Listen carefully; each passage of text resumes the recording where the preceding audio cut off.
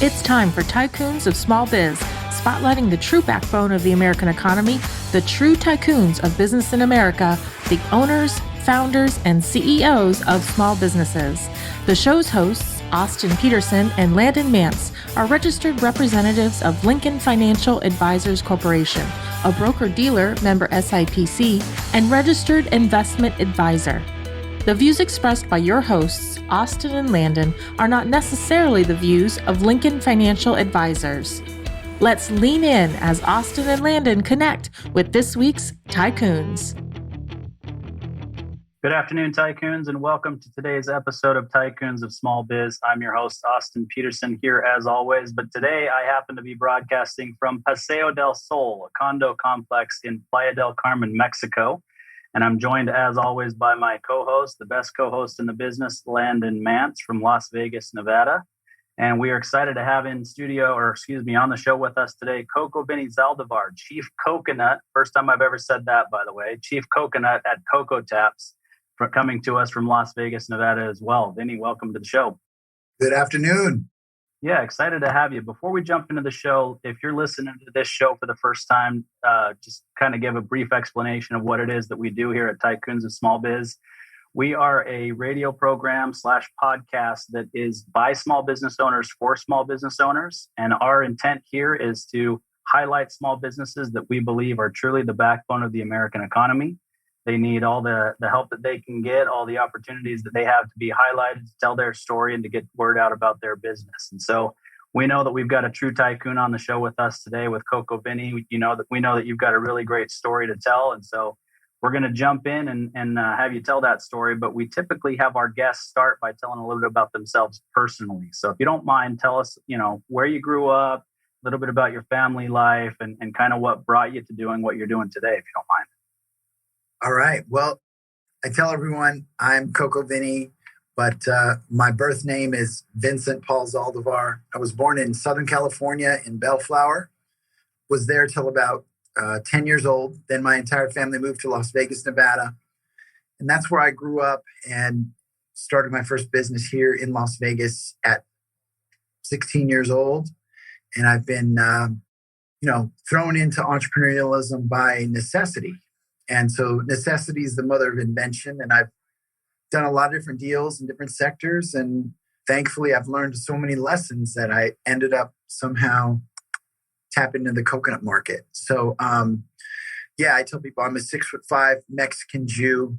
I'm a cocoa crazy entrepreneur. I find the demand and I fill it. And wherever there's pain, I try and like to heal it or, help fix it. So that's what I do on a daily. We're always solving problems, fighting fires, and having fun doing it.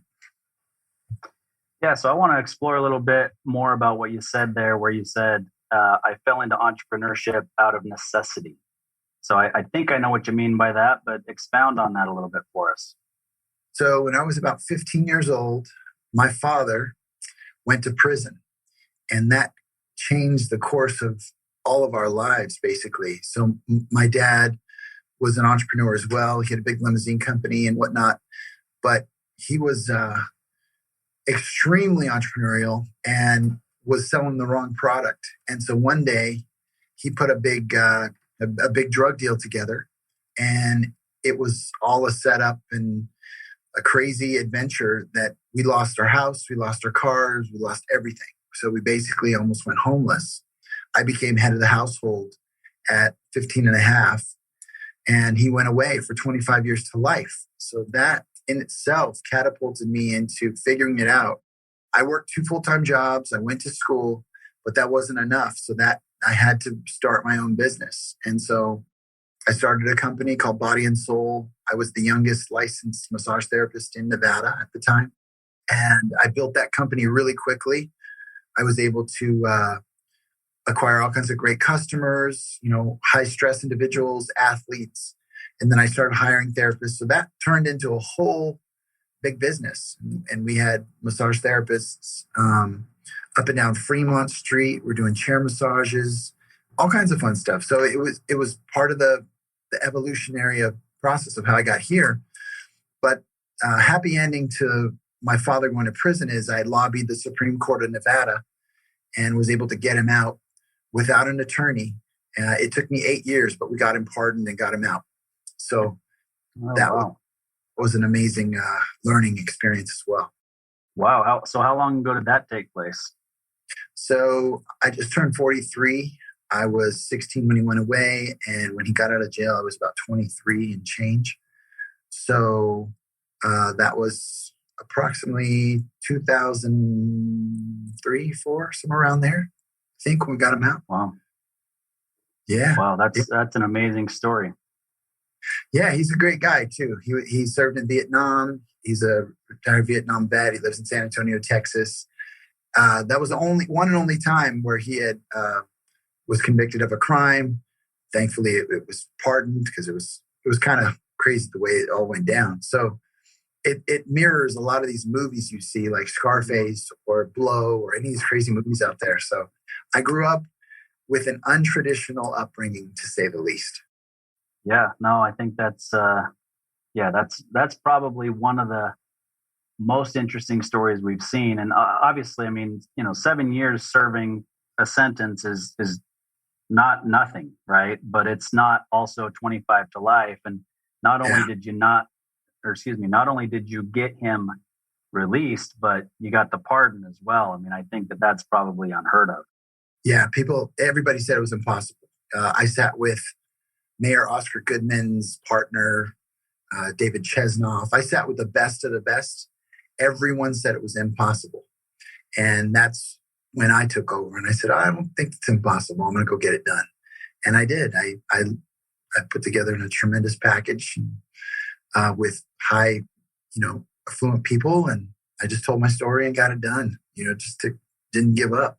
Well, that's the entrepreneurial spirit right there, right? I mean, you applied it somewhere else outside of business, but that's definitely the entrepreneurial spirit that leads to an entrepreneur being as successful as you are. Yeah, I have a saying, and we usually have it up. It says, every setback is a setup for a comeback. So no matter what, like, Rocky says, it's not how hard you get hit, but it's how you can get up and keep on going, Yeah, no doubt about it. All right. So we know that your driving force behind what you do today is really to reverse climate change. And so your way of doing that is through, coconut water and tapping coconuts and doing it in a certain way. So just kind of give us your background, your 80-year plan that you call it, to help reverse climate change. Well, one of the biggest challenges that we're all going to have in the future generations is food, air, and water. So clean food, clean air, and water are going to be the commodities that we're all going to be dying for, literally. And so when I dove into Coco Taps and I started the company, I had my 3 non-negotiables. It had to be good for people, good for planet, it had to be fun. And when I started this company, it was on the premise of reversing climate change, and that's hard to do. The coconut comes from the tree of life. And what we've learned is that the coconut tree actually is one of the most carbon sequestering plants on the planet. So each year, a coconut tree can sequester up to 80 pounds of carbon. And so over a 25-year period, that's 1 metric ton of carbon can be sequestered out of the air into the soil, and it turns that carbon into some valuable stuff.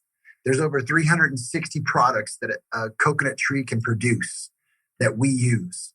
Oils, lotions, soaps, candies, ice creams, tap coconuts, all of it, right? It produces food, air, and water, this magical little fruit here. So because you can eat the meat, there's all sorts of recipes. And so what I realized is like, okay, if I plant 1 million coconut trees, in essence, I can help solve the problem in the United States for coconut water. I mean, we could produce 150 million coconuts a year just from 1 million coconut trees. And so there's all this fun stuff that I've been exploring. And so, yeah, my 80-year plan is to plant over 1 million coconut trees and help localize food production, produce, and all kinds of good stuff in the United States. So that's my 80-year plan is to sequester as much carbon as we can, because we're all emitting it like crazy from everywhere. We're not putting it where it needs to be.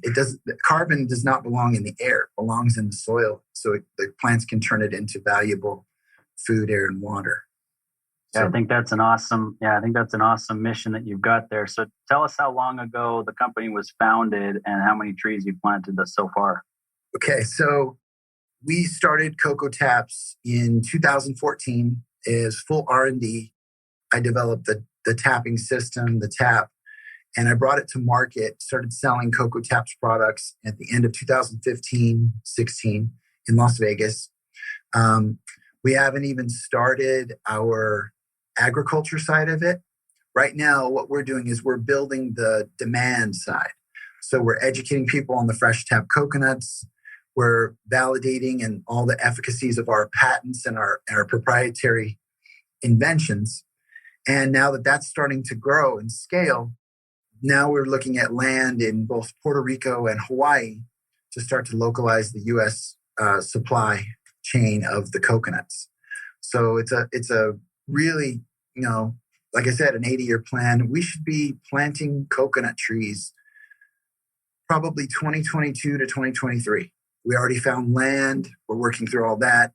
I have a platform that's being built right now where you can actually be a part of this mission with us and sponsor a tree. So it's called Coco NF Trees. And I don't know if you guys know what an NFT is, but I created this thing called the NF Tree.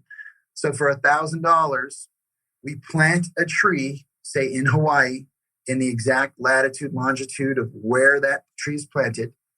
And you have a digital picture that's uploaded every 6 months of how your tree's growing. You can come to the exact location on the farm, hug your tree eventually. And the first coconuts that are grown, the first one gets mailed right to your house.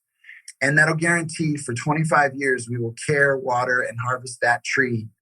You'll do that for $1,000. It's 11 cents a day for 9,100 days approximately. And so that's the NF Tree program. So we're gonna reach out to the crowd, and everybody will be able to own a piece of the Coco Dream. And they can gift it to their parents. And then there's other things that you can do with your NF tree. There's tree-mation ceremonies. You can spread the ashes of your grandpa on that tree and always come there and visit the memorial garden of it. So many fun things that are going to happen long-term with it. So that's how we're going to do it. That's how we're going to scale. We're going to get, literally just get 1 million people to put in $1,000. Love it. Awesome. Love it. That is awesome, man. I love how specific that is and how you've got a game plan for the follow-up of your ask, which I think that just really helps to get people really bought into the idea and get behind it. So that's very cool, man. And we'll have to subscribe to your newsletter. I'm guessing we can stay abreast to your developments through your newsletter. So I saw that on your website, so I'll have to go on and subscribe. Yeah, it's literally in the making now. Like we're building the templates. We're gonna, we're filming videos. We're gonna have the drone footage of the properties once we close escrow on that. Every day there's always something to work on. And you're in Vegas, Landon. We have something coming out called the Coco Shack on the Strip, and we'll be serving rum and cocos out there, right across the street from the shops at Aria, and it's going to be just wild coming out here in the next probably 6 weeks. So I can't wait to show you that. You guys got to come to the Coco Shack. Yeah, very cool, man. Very cool. Yeah, absolutely. So before we kind of get any deeper into this conversation, tell us about the business, as it lives and breathes today. Austin and I, obviously, we kind of have an idea of what you do, but tell all our listeners, what is your business, what it is you guys do exactly, and then how did you how did you invent this, Coco Tap system? Yeah, so let's start with the invention of the system. So when I started this whole deal, it was by accident. I was actually pitching an investor on another project we wanted to purchase. He wasn't feeling it. I could tell it wasn't a fit for him, but we were at the table hanging out, and his assistant brought these young Thai coconuts to the table, and they weren't like this, but they were just these white coconuts cut open, hacked open. And he's like, try it. And I straight out told him, I said, I don't like coconuts. I don't like coconut water. He goes, just try it. And once I did, it opened up something in my cocoa soul, and it literally did something to me physiologically, because I was like, that's amazing. And so every day after my workouts, I had a knife and a hammer, and I would crack the shit out of these coconuts.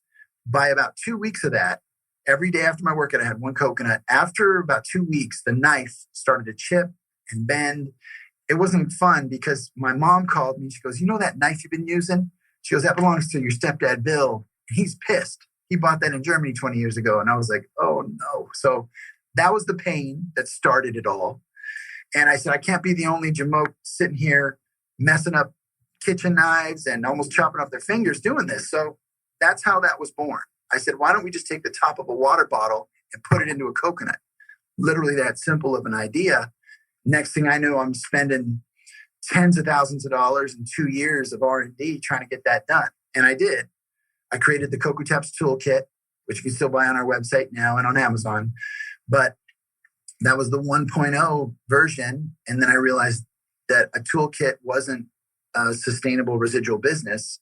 So then I started branding, tapping them, and I launched them in Las Vegas by pure chance. I just showed it to a couple people, and they're like, we need that here. We need that at this hotel. And I think the Wynn Resort was one of our first customers, which usually doesn't happen, that like a 5-star resort becomes your first customer. So that was just a crazy adventure in itself, of getting that going. And it's just been a wild adventure nonstop, because every project, presents all kinds of new problems. So there's endless stories on that. Now, fast forward to today, we have a fully functioning zero waste certified tap facility, which means that we don't have a trash bill. We upcycle, reuse, repurpose, and eliminate everything in our supply chain now. From the boxes that the coconuts come here from the farms, we repurpose those and deliver those to our customers, to the little cellophane that's wrapped on here. We recycle all that. But we are a awesome, lean, mean team in Las Vegas that produces almost 4,000 coconuts a week. And that's going to scale to 40,000 here as we open up Southern California, Hawaii, Dallas, Texas, and all the other things coming out. So it's pretty exciting to just look back for a minute that this has been almost 8 years of my life, and that it's just beginning. So it's amazing how when you fall into the right project and you get your passion and you get your purpose met, and you just got it, that it flows. And I'm just blessed to have had that. It took me a lot of companies and a lot of ways to find it, but it's great to be here. Yeah. So you don't know this, CocoVinny, but you and I actually we go way back, my friend. I've been following your journey for many, many years. I first saw you on The Profit, which is one of my all-time favorite shows.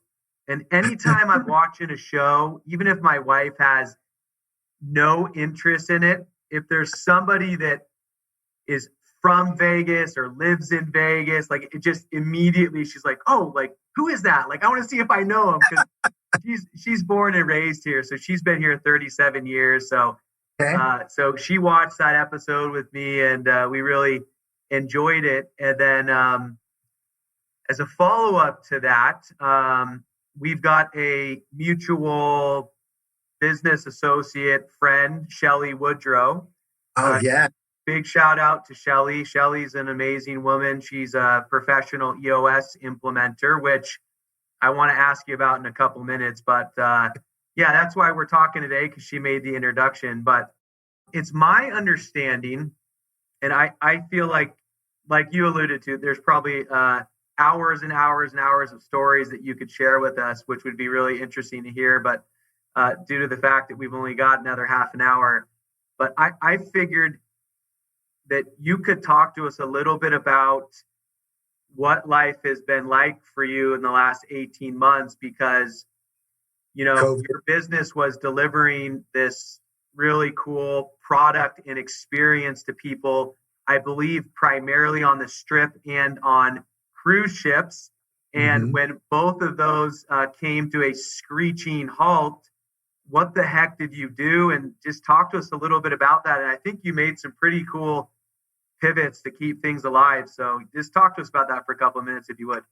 Yeah, it was one of the most challenging times because we were just about to take off. We were literally just about to blast off. Cruise ships, Royal Caribbean cruises, were gaining traction everywhere. And then all of a sudden, whammo, to zero. So when that setback happened, I used it as an opportunity. And we have, during the COVID, we have developed a whole new automated processing machine called the Tap-O-Matic. So I hired a whole team of, before I hired the team of engineers and robotics guys, I actually went out and started raising money. So I started a fundraise in the middle of the pandemic. We just finished it. We raised $1 million in our seed round of investment.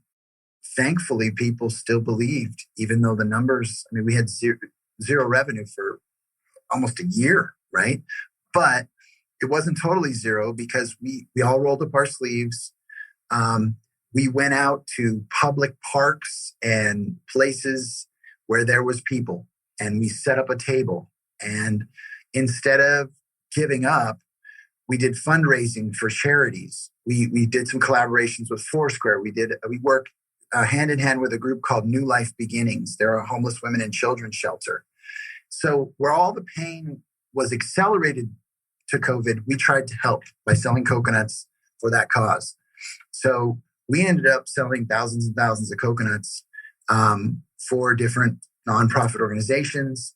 And that got our guerrilla marketing chops going. We're out there interacting with people, learning, growing, things that we've never done before. We're like, let's set up here. There's a bunch of people walking by. And if they tell us to leave, we'll leave. But you know what? We got to get out there. We got to do something. So we did that. And we're still doing it today. We work our guts out, just going out and doing guerrilla marketing and helping raise money on the weekends for New Life Beginnings. We set up at the Vegas sign. We set up at different places where people need hydration, where they're dying of heat stroke and there's no vendors out there. So we just show up everywhere. And that's been part of the pivot, is just to show up and get out there. Gratefully, the Tap-O-Matic machine's almost done. So we're going to be able to, the Tap-O-Matic machine basically automated everything we do at the facility here. It'll just do it at the back of the bar. You just put the coconut in, it'll laser brand it, drill the hole, inject liquor, and then tap it. So you're going to have a rum and cocoa fresh off the bar from the Tap-O-Matic machine. And that's almost finished. I literally have a team of robotics engineers putting all the pieces of that together. We made everything in the USA except for two pieces. We have the laser that we get from overseas, as well as the microchips. Everything else, sourced local, built local. And that's going to be a tremendous story coming right out of Las Vegas, how we're building this Tap-O-Matic machine here. So, like I said, every setback set up for a comeback. It was one of the hardest hitting business challenges I've had. And we have hit back even harder. We are just coming at them. We're not stopping. We put the gas pedals on the right, and we hit it. I think that's sorry, Landon. I was just going to say, I think that's inspiring to listen to. I think that you did some things that a lot of entrepreneurs aren't willing to do when they have a setback like that, to, just get out there and hit the streets. And the other thing, you said earlier, you've been, this is something you've been working on for 8 years, and you feel like it's just about to take off. And you had some things that were going on right before, Royal Caribbean and, all those sorts of things, which, it just makes me think about everybody from the outside that doesn't know you or doesn't know your company is going to view this as an overnight success. right? Because there's these 8 to 10 years that everybody works, whether it's actors, entertainers, whoever it is, and all of a sudden they're an overnight success. The same thing happens in business. People think, oh my gosh, that thing just blew up and it went huge, super quick. Well, no, there was 8 years behind that, right? I mean, Landon and I have been doing this. I've been doing it for 20 years. Landon's been doing it for like 12. Like, this is not an overnight success thing. When you're building a business, it's blood, sweat, and tears for years before that overnight success happens. Yeah. I mean, it just feels like it's overnight. I mean, like I said, I just spent 11 days in Hawaii in meetings and it felt like one long day. So it all just a blur. You just get in the boat and row and just keep rowing, And like I said, nothing is fixed. People try to overplan things. I did not have a plan going into this deal, and I still don't. You just take it as it comes. If you say, I want to, you get in the boat and you say, I want to go to that island, and you get there and it's full of life-threatening situations, you get back in the boat and you get the hell out of there, And so you just got to learn as you go, on the job training, and don't take yourself too serious. Don't take anything too serious, because none of us are getting out of here alive, y'all. What a perfect segue. You set that up so nicely, so thank you. What a perfect segue to just talk for a minute. I know this really wasn't necessarily part of the schedule, whatever that means, but what a good segue to talk a little bit about EOS. And I know you've publicly shared that you're working with Shelly implementing EOS, and that I think it's something that is somewhat new to you, maybe in the last 12 months or so. But talk to us a little bit about EOS. Maybe just describe what it is for anybody that doesn't know, and then tell us maybe a little bit about how implementing EOS into your business, maybe that changes your approach. Before you get on that boat and just go to that island, maybe EOS is helping you think a little bit more strategically about that. Yeah, well, thankfully, not everybody is like that in the team. I'm the quickest start that I know. That Shelly and I are real quick starts.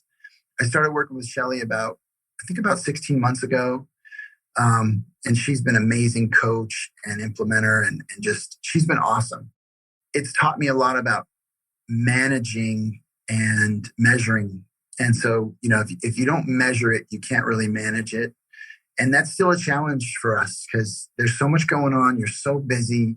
You sometimes don't even have time to step up and do it. But this EOS program helps us do that, helps us get in that mode to ask the right questions and to see what's going on.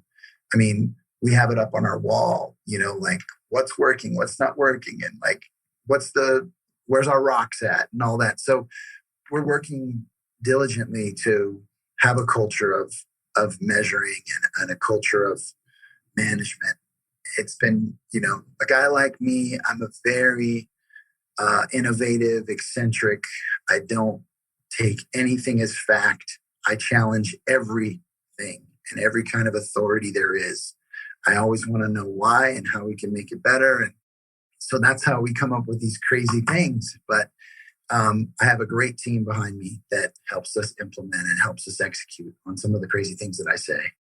And Shelly helps to keep you accountable to doing that stuff. Yeah, exactly. She's a great job. And actually our business now, we're not even out of COVID yet. I mean, it's still the residual effects of it are still here, but our volumes are back up over what we were pre-COVID potentially. I mean, granted, if we had some cruise ships now, we had a couple theme parks and others, then it would be even better. So we're working towards that now. Before I ask this question, I just want to point blank ask you, do you get annoyed with people asking you about being on the Profit and or something? No, I love it. Okay. What's funny is that it's reality TV. And so when people ask me about it and I enlighten them on how it really is, they're like, wow, really? So there's just some wild and crazy things that go on those TV shows. They are there to write a crazy script. And they have a field day with me. I give them great content. I mean, I play the ukulele. I've got this crazy coconut thing. I dress like I'm some kind of Panama Jack guy every day. So, that in itself is great TV, I think. Plus, I'm a big animated 6'5" Mexican Jewish dude. And so what they really are shocked to learn is that, Shark Tank is 6 minutes, 6 to 7 minutes long, that one pitch. It's 60 minutes of hammering questions, and you are just getting pummeled with questions that they don't even let you answer. You literally are trying to answer Mark Cuban, and Robert Herjavec interrupts, and Lori says, forget about that, and what about this? And I'm sitting here like, yo, what the hell? There's 5 people screaming at you. That's a frenzy of a thing to do. And then they edit all 60 minutes of that content into 6 minutes. So there's a lot of content on the floor that never made TV that I let people in on sometimes. And it's really fun to do that. I don't get upset at all for the masking. I tell them, go watch it again and I'll walk you through some other things that happened, it's kind of fun. Right. Well, talk to us just for a minute about being on The Prophet. That was how I first came to know who you were. And, Marcus Lemonis, certainly not someone I know personally, but kind of always someone I've looked up to in business. So what was it like being on The Prophet? So Marcus is a brilliant mind. He's an interesting guy, I gotta say. It was a whirlwind. We flew around the country over like 6 weeks of filming to like all over. And, I went from Vegas to Key West to California to Chicago to Illinois I was all over the place. And the thing that I learned from that is that it's reality TV. And nothing you see on TV is what you think it is. So there was a couple of interesting things that happened on the show where I had been developing this tap, this fully ocean safe, plant-based, biodegradable, not plastic cap and tap. I was in development for 3 years working with a group out of California called Beyond Green. And when the show came out, I hadn't seen the cuts that they did or what they wrote into the script. And that was the biggest shocking thing to me, because Marcus basically said that he took me to Beyond Green and introduced me and that this was kind of his idea. But the reality is I had already showed him, I said, this is what's coming out. We're going to be fully zero waste. And I'd spent 3 years working on it. And then everybody in the audience, I had 90 people in the screening and the viewing of this thing live. And I look at everybody in the room and they're like, what is this bullshit? And so many things that happen on TV versus reality. And that's why they call it reality TV. So all I can say, I enjoyed every bit of it. And I enjoy every moment when they rerun it, because it's building brand equity for Coco Taps, for our mission, for our vision and what we do. And that's all I can say is thank you, because I would have had to write a check for $40 million already to get that kind of airtime that I'm getting on CNBC and on ABC. It's glorious. Yeah, I mean, like they say, there's really no bad publicity, right? And the other thing that I think of is, it's funny how everybody watches. I mean, everybody gets sucked into these reality TV shows, right? And I love the Shark Tank. I like Mark Cuban. I like watching, the interactions between all of them. And, I sit there and I watch it with my kids and my wife. And, I'll explain a few things that they don't fully understand because none of them have a background in business. My wife's got a bachelor's degree in history, with an emphasis in World War II. Business is not her thing. So it's cool to kind of interact. But I also have an 18-year-old daughter that's showing some interest in business. And so, we're able to talk through that. But the other part of this story is that my wife's, one of her best friends from high school is married to a guy who has a master's degree in screenwriting. He's written a bunch of screenplays, has never had any of them picked up for movies.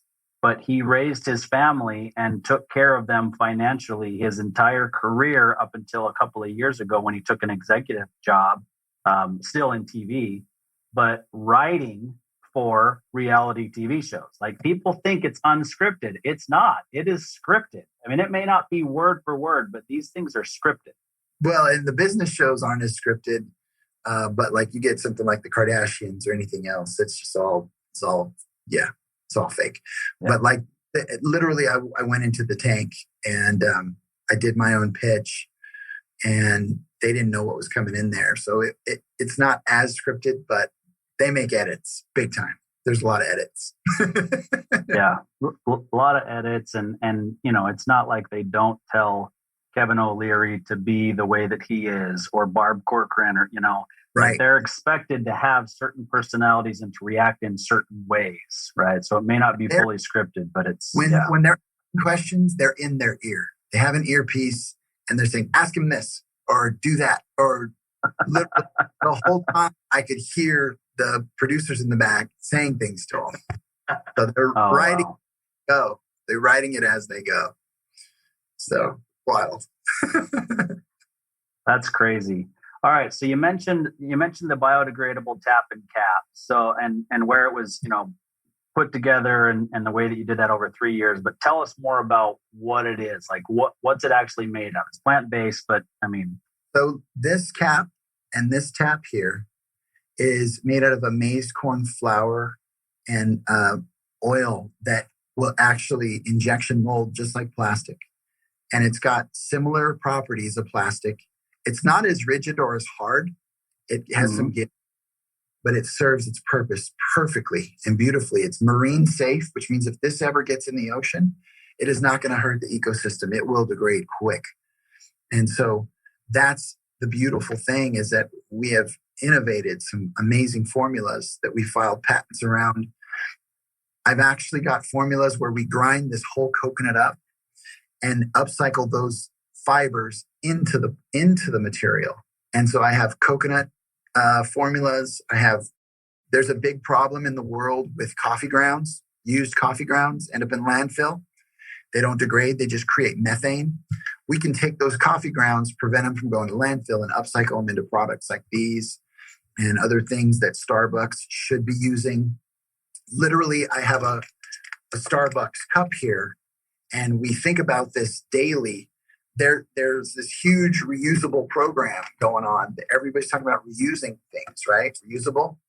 But if they would just make their plastic tops that are the single-use stuff out of fully biodegradable, compostable things, they wouldn't have to even struggle with all that. They could upcycle their used coffee grounds into products like these that they're already using, save themselves so much money, and save the planet. So, we write to these people. We write to Starbucks. We write to the head of sustainability all the time, but they don't hear me yet. But we're coming at them when I have my own farms and when I have things cracking, then they'll start to pay attention, I believe.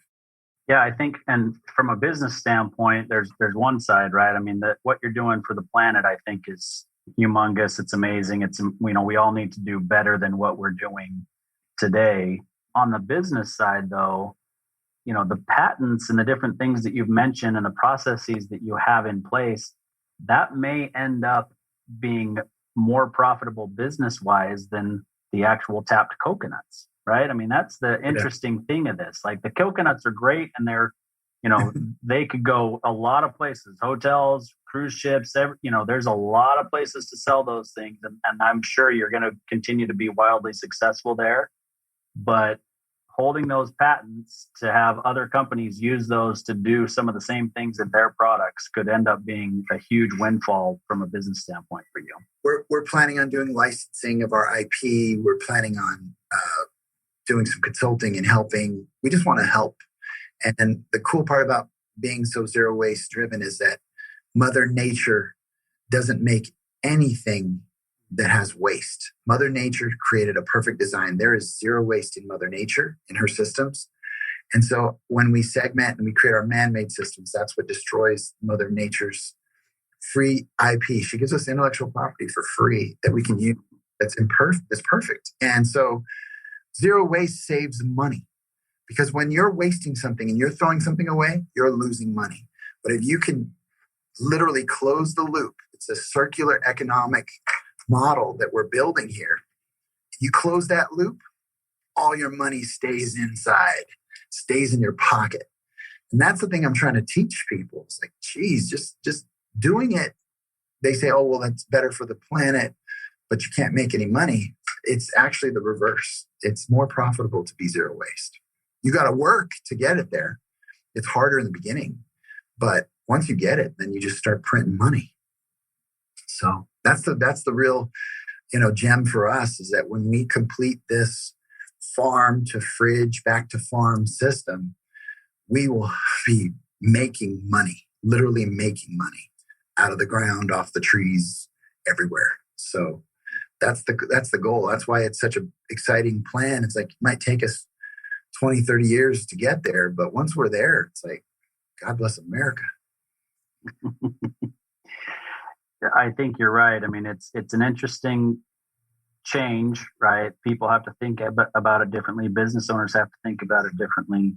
But there's so much upside. And the other thing that I would say is, to the business owners that are listening, or any other audience members that we have that aren't business members, like, sometimes business owners are put in this box of money hungry, greedy people, right?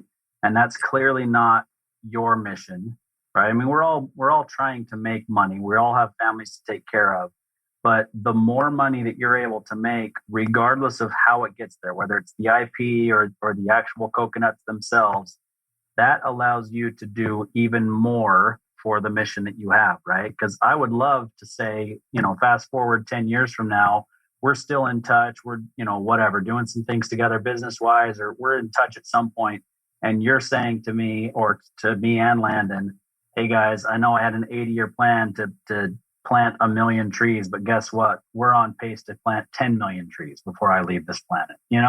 Like, that mission is not going to change for you regardless of how successful your business becomes. And I think that gets missed a lot by the public at large.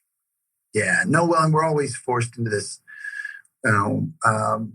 public company reporting. What'd you do last quarter? What's your sales right now? Even the Shark Tank. Those guys aren't long tail thinking. They just want to write a check for $50,000. They want to get it ramped up and scaled and flip it. $50,000 in, they want 500,000 out. So I mean, we literally have to we literally have to start thinking a little bit more long tail, a little bit. And business owners, anybody who's wanting to start a business, I would say be prepared to make little to no money for 5 to 10 years. Okay. I'm still on a $3,500 a month salary. That gives you an idea. And I don't need anything. I have, everything I need is right here. Sometimes less can be more, because, I've had, in my last company, I raised $18 million in venture funding. I was a CEO of this gaming company, and I was miserable. I was looking through some W-2s from 2010 and 11. I was clearing 150, 200 grand a year, and I thought I had made it. That's not a ton of money, but it was just, I was not as happy as I am now. And so there's so many things you got to weigh out, and entrepreneurialism and being your own boss is not for everyone. That's all I got to say. You got to have big coconuts for this, y'all. Are your coconuts big enough, Landon, for this? Oh man, I don't know. But what I do know is that if you've got your ukulele handy, can you play us a song for a minute or two before we wrap up here? So I have some bad news, and I'm gonna have to go a cappella without a ukulele, because when I got off the plane from Hawaii, we landed in Long Beach, and we literally got back in the ride to Vegas, and they left my ukulele in Long Beach. So I am without ukulele today, and I apologize, but I can sing it a cappella. So we'll just say that I'm playing the ukulele right now, and it's life can be a tough nut to crack. Cocoa taps will get you right on track. Great taste and less waste too. Coming to you from the Mexican Jew when it's gotta be fresh, right for the tree. Fresher than fresh is the best way to be. No mess and no stress too. You gotta tap your thirst, cause Coco dreams come true, baby. Yeah, Coco Taps.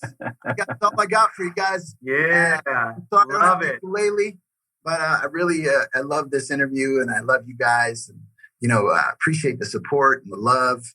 Anything I can do, let me know. Right on, man. Yeah, we appreciate the time, and that's the first time that we've had somebody sing on the program, but I don't think it'll be the last time. Just fair warning, Landon. I'm coming. Yeah, well, I didn't warm up even. I'm a lot better with the ukulele because it helps keep me in tune, but I really appreciate it, and I had fun. Yeah, no, we really appreciate the time, and I do look forward to staying in touch with you. I think we've got a lot of things in common, and obviously Shelly in the intro, and we'll stay in touch, and we'll look forward to having you back on if you're open to it in a year or so, and tell us where you are. I mean, we're hoping that you're doing 40,000 coconuts a week instead of 4,000. So yeah, man, we're gonna get there, and I'd love to keep coming back, giving you guys some updates, and checking in. Awesome. Good.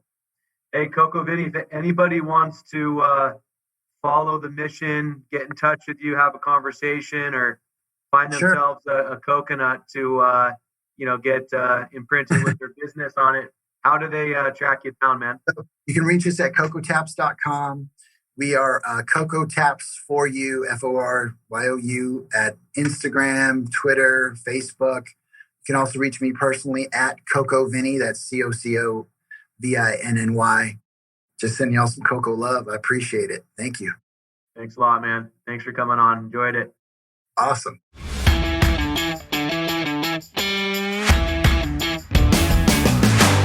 You've been listening to Tycoons of Small Biz, proudly hosted by Austin Peterson and Landon Mance. Austin and Landon are comprehensive financial planning professionals specializing in financial, estate, and succession planning for small business owners. Austin and Landon have offices in Scottsdale, Arizona, and Las Vegas, Nevada, and represent clients in 14 states throughout the country. Join Austin, Landon, and the featured Tycoons live every Tuesday at 1 p.m. right here on Business RadioX and your favorite podcast